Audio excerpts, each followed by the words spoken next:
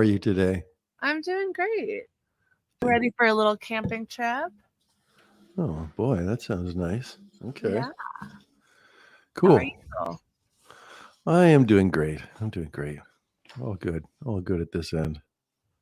All right. Well, I'll take this opportunity to just welcome our listeners today to Flanigan's Eco Logic and our very special father-daughter duo, the Clean Energy Crash Course. And we have some exciting content to discuss today. I am reminded that I am my father's daughter.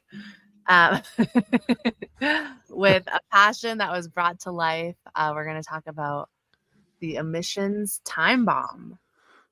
Yeah. Well, welcome, Dad. Well, thanks. Great to hear your voice today. That's for sure. On It's a great to Friday, see you. Yeah, beautiful day. and So, this is one of my very favorite topics. yeah, and we just have to assume that not all of our listeners are familiar with the emissions time bomb. Yeah. Yeah. Um, So maybe you could start from the very beginning. What was the genesis? What are we even talking about? And Yeah. how Yeah. did it all begin? Yeah. Let me take a shot at explaining it, and then you can ask the questions that sort of clarify. But EcoMotion, my company, we were hired out in the Coachella Valley to do greenhouse gas inventories and climate action plans for, I think, 5 cities out there, or 6 cities, plus a tribe, the Coachella Band of Cahuilla Indians.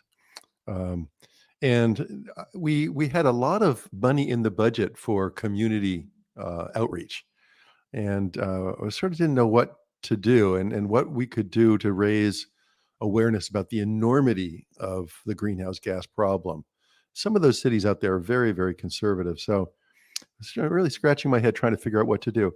But I saw a visual that came out of the United Kingdom, a company called Carbon Visuals, and it was just a graphic representation. But what it showed a classic, one of London's classic double-decker buses, and then it showed a sphere that was even taller than the bus. So imagine a bus and then a sphere, raised probably 5 feet above the height of this double-decker bus, and that represented 1 metric ton of carbon dioxide. And I said, "Oh my God, that's just an incredible graphic." Well, how many tons of carbon dioxide, does the average Californian emit? Well, it turns out it's 1 ton per month. So that huge sphere that, larger than a double-decker bus, represents one person's, greenhouse gas emissions for a month. So it's just this enormous amount of gases that we're all responsible for that are going into the environment. So what we did was we thought, let's build a display. Let's build that display to scale. And let's call it the emissions time bomb, because Michael Ware and my staff and others, we had grown up with, these time bombs that we all had, these ticking time bombs, these black time bombs. You wound them up, and they tick, tick, ticked, and whoever got left holding the time bomb obviously lost the game. But we thought that what the Earth is experiencing is an emissions time bomb that is tick, tick, ticking away, and it's a huge problem. So we decided to make the big sphere that was behind that bus. We decided to make it black. We decided to put a fuse on the top of it. We decided to call it a bomb, very controversial, but we actually just went ahead and built the display.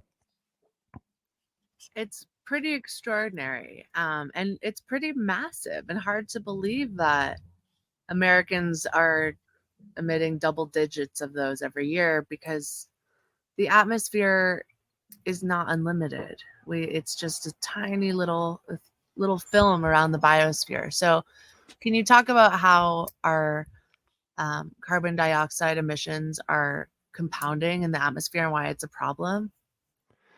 Well, I sure can. At the time when we built the bomb, it was 2012, and mankind, or humankind, globally, was emitting around 30 gigatons. So 30 tons times to the ninth, right?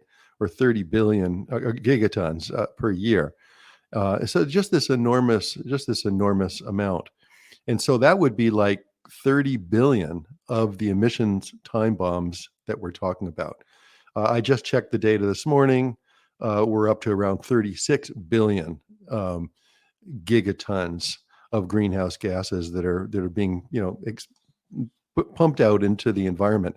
And what really intrigued me was that it turns out that as you go into space, and we are living in the troposphere, and then the next layer up is the stratosphere, and then the mesosphere, and then the thermosphere, and then the exosphere. But the troposphere is only 20 kilometers thick. That's 12 miles thick. And that's where all the greenhouse gas emissions get captured. And no wonder when you got 30 billion of these bombs going off into the atmosphere, no wonder that we're experiencing climate weirding. I tried to make that relevant with an NBA-sized basketball. And I did the math, and I realized that the troposphere is only like about 2 layers of latex paint thick on that NBA-sized basketball. So then again, if you just start thinking about all of those greenhouse gas emissions bubbling up in that very, very narrow bandwidth of life, again, you can see why our climate is just going absolutely berserk. We've never experienced this number of parts per million, or we haven't in a long time. And some of our listeners will be familiar with 350.org, started by Bill McKibben, and the term of parts per million. It's considered safe for our carbon levels to be around 350 parts per million. It's obviously an important molecule in the atmosphere, but currently there's some, what are we at, Dad? 417 or something? I think you're right. I think it's right. It's around 420 right now. And so, yeah, 350 was considered that tipping point. If we went past that, we would start to see all sorts of unusual weather patterns, more fierce and more frequent floods and droughts and all of the things that we're seeing right now, that all of the climate scientists predicted that once we passed 350 or whatever the level, whatever that tipping point was, that we are past it now, and we're seeing so much of this calamity. So, all the way back to the emissions time bomb, the idea was and that was 10 years ago, was just to work on the naysayers and to show that these emissions are enormous. Per capita emissions enormous. Imagine you have a house, and imagine you had 12 of the emissions time bombs sort of hovered over your house. That would be incredible. And then if you had a family of 4, then that's all of a sudden that's 48, and that's just for 1 year. So that was the idea, was to create a display that would really sort of blow people's minds, but raise that awareness. And when you walk up to the emissions time bomb, and we encourage people to punch it and kick it and whatever they wanted to, it was made of a thick of enough vinyl that you could do that. But again, that troposphere, that narrow bandwidth of life that we all live within, would only be about 4 inches on the surface of the emissions time bomb, this huge, 32-foot sphere. Yeah, so needless to say, we're globally exceeding our budget and experiencing the consequences of that. And so part of the problem is because people maybe don't see the immediate impacts of climate change. It doesn't feel so real. And because carbon and other greenhouse gases are invisible, it's hard to see. So the time bomb serves a really important purpose in raising awareness. So bring us back to some of the details. We get the vision now, but how did this even come to be? Yeah, just imagine this big, huge black thing, Well, I think you remember Jordan Garbayo, who worked for me. He had the very unusual title of emissions time bomb manager.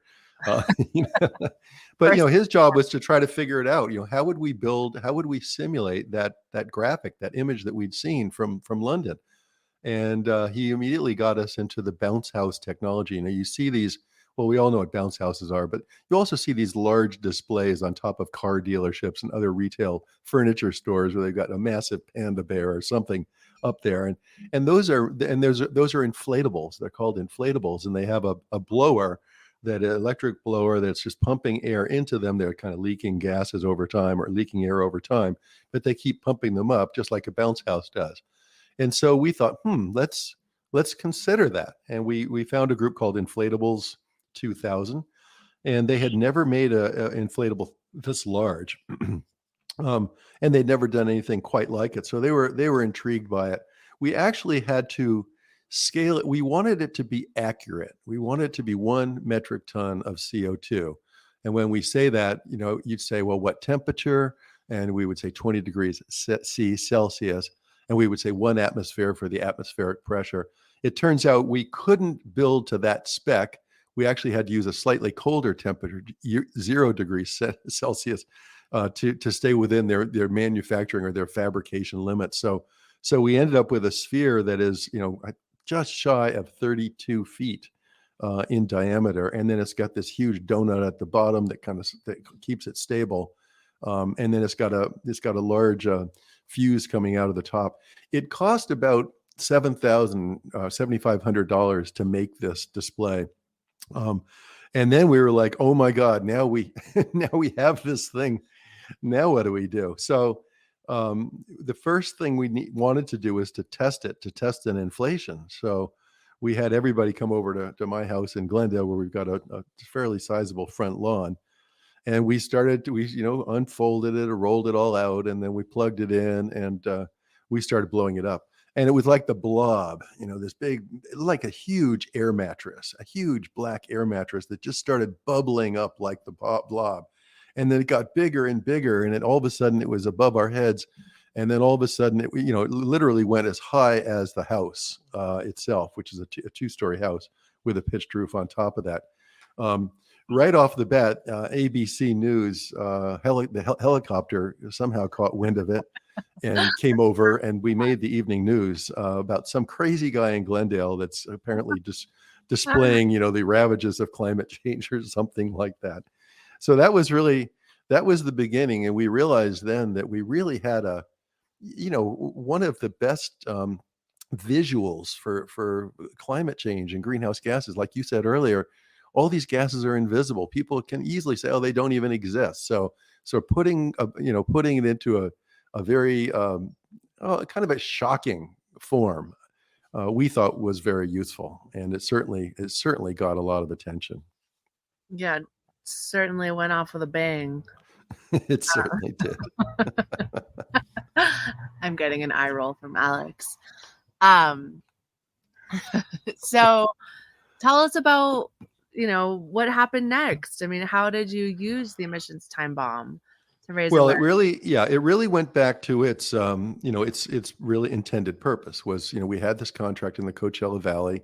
We wanted to raise awareness about climate and climate issues, and we wanted all those city councils and the tribe, the Agua Caliente. I think I pronounced their name wrong before, but we wanted the cities and the tribe to all, their councils all to adopt our greenhouse gas inventories, kind of uncontroversial, but then the climate action plans that were means to drive down emissions in these cities. So we used we concurrently we created a core of interns, Green for Life interns, we called them, and they were in these bright blue shirts. And wherever we set up the emissions time bomb, the display, we had all of the interns surrounding it, talking about it. And we had also developed with the interns, we developed something that we called the Save a Ton campaign. So instead of just being this shock and awe, like here's this ugly, ugly, ugly display that looks like a time bomb, let's turn this into a campaign where we try to get people to save a ton. And saving a ton in this case would be like 1/12 of your annual emissions. And so we had notepads with all sorts of tips. Meatless Mondays will save this amount. These light bulbs will save this amount. We had all sorts of values calculated. We had pledges where people would sign up and say, yes, I will save a ton, and I work with my family to save a ton. We had little stress balls that we gave to everybody that were highly popular, that were black, and like little simulations of the emissions time bomb. So that was really exciting to have such a campaign wrapped around it. And I'm very proud to say that all of those greenhouse gas inventories, the first that were done in all those cities, Palm Springs, Palm Desert, Desert Hot Springs, Cathedral City, Blythe, and the Agua Caliente, they all were unanimously approved. And their climate action plans, which really called for significant investments when you really read the plan, those were all approved as well. So it really the display really fulfilled its mission. But then we had all sorts of interest across the country. How can we get the display? This has shown up in the press. How can we get this display to come to our campus? And at one point, we decided to take an East Coast trip. And so we rented a van, and Sister Sky, and I, and Jordan, they literally crossed the country with the time bomb. We set it up in the snow in Boulder, Colorado, at University of Colorado. And then we went out to Clark University.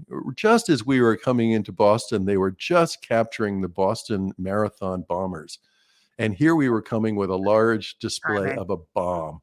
And so actually Harvard canceled our scheduled inflation there. We decided to quit. Too. What'd you say? BU, I think, also canceled. A couple of universities canceled. And understandably, I mean, it was just the worst possible timing. We did tuck the fuse into the right into the bomb. That was sort of clever. You could sort of like tie it off like an umbilical cord. So it was no longer a bomb. We just started calling it the ton. But it really was incredible. We went to, I think, about a half dozen locations. We were on the quad at Brown University. We were at Clark University. We ended up on outside of the Sterling Library at Yale University. And there I thought, there's a guy, Anthony Lazarowitz or Tony Lazarowitz, who runs the climate communications group. I thought, all these Yaleys, they would just all get it. No big deal, blah, blah, blah. But it was just incredible, the number of people that came up and talked to us about the display. And I would say half the people that walked by took pictures of it. This bomb must have been photographed, I don't know how many times, but many, many, many times. So we had all these different inflations that we did. We were at different events and schools and universities and farmers markets, all laying out the ravages of climate change and why we all need to take action. Conferences, I remember it inflated at ASHE at the LA Convention Center. Made the homepage of Brown University on Earth Day. I remember setting it up in terrible weather at Middlesex Community College. Oh, that was cold. Yeah, it was not a fun thing to set up in the cold. And actually, it was equally difficult to deal with in the heat. We set it up in the desert a few times. And then once you leave it up for a few hours, this enormous black, vinyl object. So I had to have really good gloves for the entire crew to take the thing down because it got so hot. But you mentioned the going into the LA Convention Center. And we had been given, I guess, by ASHE, we'd been given a booth there. And I think the typical booth was like 10 by 10. And I said, well, we need at least 50 by 50. Anyway, they granted us that, and they'd alerted the convention center crew that one of the largest displays that they'd ever had was coming in. And so the crew had opened up these hangar doors at the back of the convention center. And of course, our emissions time bomb folds up into I mentioned the air mattress sort of image there, but it folds up into something that's about 3 feet by 2 feet by 2 feet. You can go in the back of a little pickup truck. And we had it on a dolly, and of course we just wheeled it in through these enormous doors. But then, once you set it up, yeah, it's huge. And so while we're reminiscing about the past, there was another fairly comical event that happened in Anaheim. Do you care to digress about that? Well, I'm glad that we can call it comical and laugh about it. But yes, it was just an incredible thing. We had always joked in the office, oh, well, yeah, what if the emissions time bomb blows away, and flies away, and ha ha ha. And we had designed it with all sorts of water ballasts all around the bomb. We had all sorts of ballasts, and we had stakes that we could use if we were in turf somewhere. But I was back, I think I was having dinner with you or Sky back in Boston and some others. And I got a call from Michael Ware, who works for us. And he said, believe it or not, the time bomb flew away. And I, oh yeah, ha, ha, sure, yeah, right. I said, Michael, don't joke around. He said, no, I'm serious. There's emergency crews here. Drew has been taken off to the hospital. There's a power outage. Blah blah blah. Well, I didn't believe him. He's a very funny man, and I just thought he was pulling my chain. And how could that possibly be?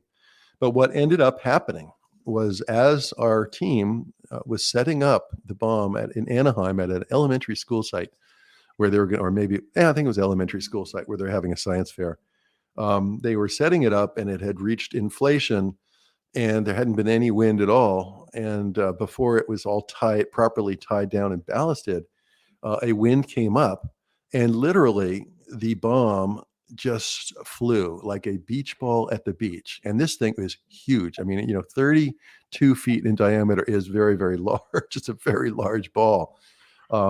Three of my team members, Michael, Jordan, and Drew, were holding onto it. They were with tethers, just to sort of keep it in position, and they were yanked badly.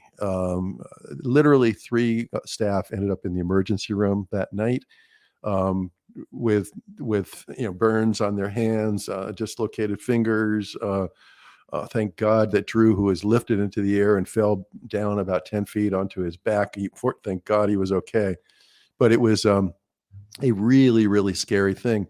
There were comical moments. There was a group of school children, the class, a couple classes, I guess probably fourth grade classes, sitting out under a tree out in the field, and in the shade before the science fair, and the bomb was coming directly for that tree.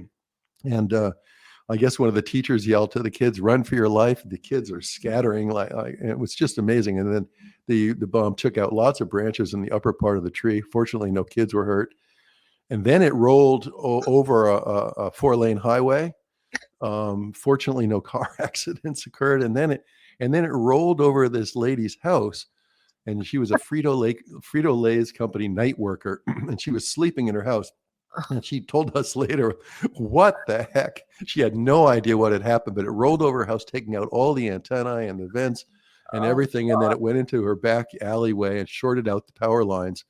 So we literally had ambulances there, utility crews there, television crews there.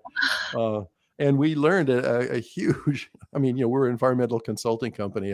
We learned a big lesson about physics. And what we learned about was the Bernoulli effect. And just as a beach ball takes off on a beach, same thing with planes. They get their lift by having different air waves going over the top of the wing and the bottom of the wing at different velocities, and that's what creates lift, and that's what created this whole bomb getting away. So it was really scary, and I thought, I'm never going to use this display again. And then Robert Smith, who a fantastic engineer, one of my tennis buddies, said, "I've got your solution for you." And I said, "Please, what's the solution?" I was just going to load it up with ballast and everything. And he said, "No, you just have to put a zipper from the very top of the sphere to the very bottom, and then you attach a string to the very top, where the zipper is at the very top. It zips all the way up to the very top.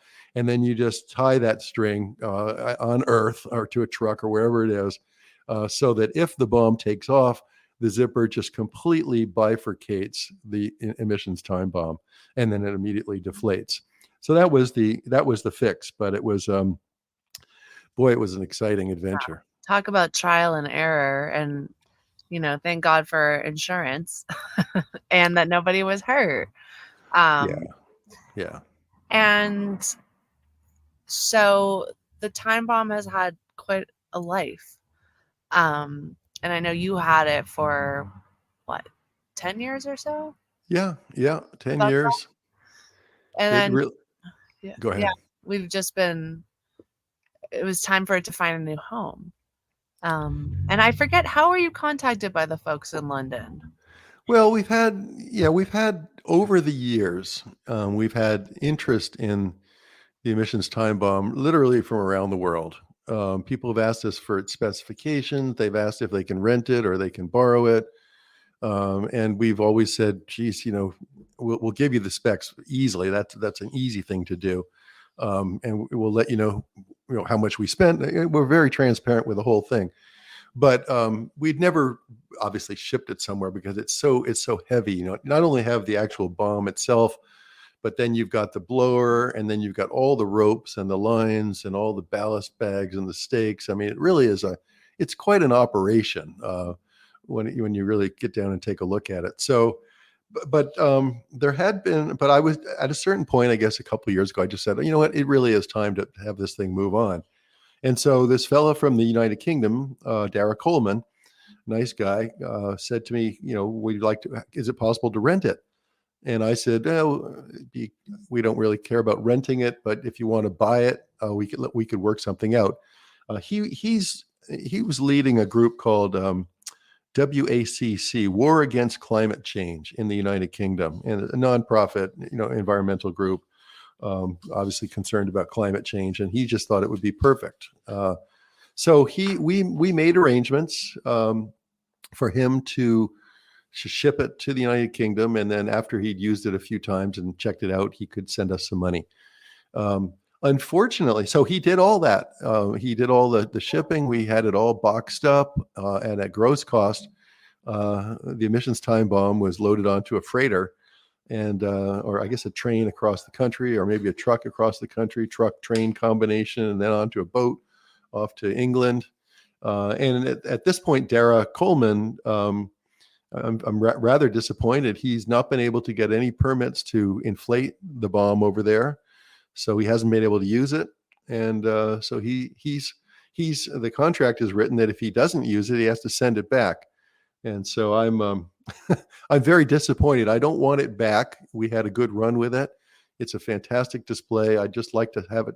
I like to see it get a new home. So certainly, one of the things that we want to leave our listeners with is anybody knows of an environmental group or organization, literally anywhere in the world, that would be interested in this emissions time bomb, we will give it to you. And actually, Dara Coleman and his group, WACC, in the United Kingdom, will ship it to you. So it's available, I guess, long story short. And it would be a shame to landfill it, of course, but we are looking for a new home with somebody who's eager to really use it for the impact that we know it has. Absolutely. So we need your help, listeners, to find a new home for our beloved time bomb. And it's just such an incredible demonstration. It's huge. And so it is great if it can be inflated and deflated so it can move around and have widespread impact. I guess the campaign of Save a Ton probably comes with the bomb itself, right? Sure. All the materials and everything that we developed, we're happy to share. So it's a big opportunity for anybody looking for a new way, who has a very large yard or a connection to a public space, who might want to use that opportunity to raise awareness in your community. So, Dad, do you have any final thoughts before we wrap up here? No, it was, well, I have lots of thoughts, but it was great. It was just so great to take an idea or to have a problem. How do we raise awareness? How do we get some of the naysayers, specifically in the Coachella Valley, to recognize the enormity of emissions, just to begin with, even if they don't believe in the connection with emissions and climate weirding and climate change. But it really fulfilled that. And so it was a tremendously fulfilling project. And yes, it would be wonderful if somebody wants to take it and make it their own project. Well, I commend you on your creativity and entrepreneurship and persistence, sticking with it and bringing the vision into reality. And hopefully that through this podcast or other efforts, we can help find the emissions time bomb a new home. Yeah. I think I told you that when I told Terry that what I had bought, and she said, "What? You spent $8,000 on what?" But it was boy, it's worth every penny. It's been worth every penny to be part of the awareness raising that I think now we still need to raise a lot of awareness, but now there's a lot of awareness out there. Now it's time for action. Not Thanks, sure. Sierra. Not sure who adopted who. All right. Thank you, Dad. And thank you, everybody, for tuning in. Let us know. You can also visit the EcoMotion homepage to find pictures of the time bomb in all its glory, and reach out to the EcoMotion team if you have an inquiry or any interest in helping us relocate the time bomb. All right, Dad. All right. Signing off. Great to chat. Likewise. Talk to you later. All right. Bye, everybody. That's it. Thanks for listening to Flanigan's Ecologic. We'll see you next time.